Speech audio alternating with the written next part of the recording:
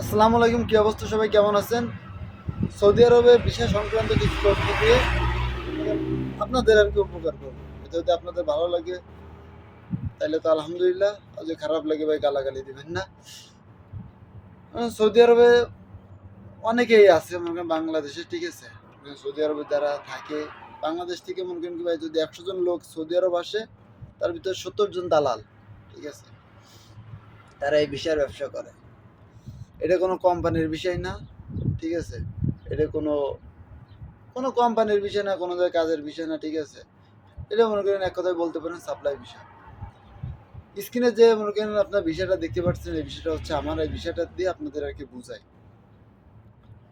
এই জায়গায় দেখতে পাচ্ছেন বিষয়টা একটা কোম্পানির নাম লেখা আছে, ওয়ার্কারের লেখা রয়েছে লোড অ্যান্ড আনলোড, ঠিক আছে। ভাই যারা আসবেন মনে করেন আজকের পর থেকে যারা আসবেন মনে করেন যে যে বিষয় আপনার লেখা রয়েছে লোড অ্যান্ড আনলোড, ঠিক আছে।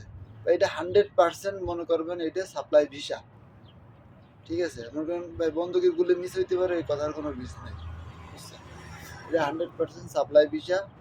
এখন এটা এই ভিসা দিয়ে কী করে? এই বিষয়ে খরচ হচ্ছে আপনার 1,20,000 থেকে 30,000, 40,000, সর্বোচ্চ 60,000 টাকা, ঠিক আছে।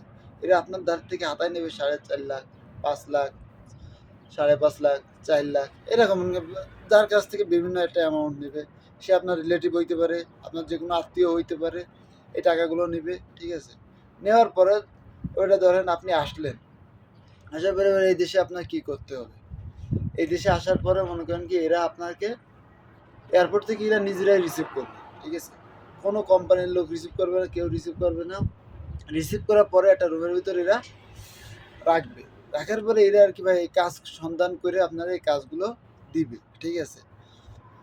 যখন আপনার কোনো কাজগুলো দিবে মনে করেন কি, ধরেন আমি আপনার মনে করেন কি আপনার আমার এই জায়গায় কাজে দিল, কারণ আপনারা তো আমার টাকা দিয়ে আমি ভিসা দিয়ে আপনারা দেশেতে আনি নাই, আনছি, আনি নাই।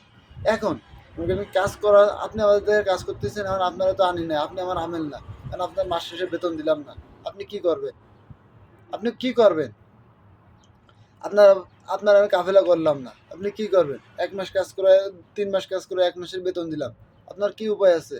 আপনারা মনে করেন কি আপনারা কাজ করতেছেন, ভালো কাজ করতেছেন, আপনারা বেরোয় দিলাম। আপনার 1500 রিয়াল দিয়ে আপনারা নিয়ে আনছি, আরেকজন 1200 রিয়াল দিয়ে আমি আনতে পারতেছি সেম কাজে, আপনারা বেরোয় দিলাম, আপনি কি করবেন? সো বিষয়গুলো বুঝতে পারছেন কিনা ভাই জানি না।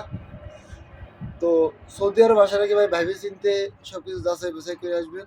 বিশেষ করে একটা কথাই বলবো যে বিষয় যদি লেখা থেকে লোড অ্যান্ড আনলোড, তাইলে সেই বিষয় ভাই আসার দরকার নেই, ঠিক আছে।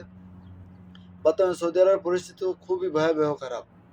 আপনি বলতেছেন ভাই আপনি তো, আপনারা বলতে পারেন যে ভাই আপনি তো রইছেন। ভাই হ্যাঁ আমি রইছি। এখন আমি যে ভালো আছি ভাই সেরকমও না, ঠিক আছে। সৌদি আরবে এখন তো তারাই ভালো আছে যে যারা এই ভিসার ব্যবসা করে, দালালি ব্যবসা করে, ঠিক আছে।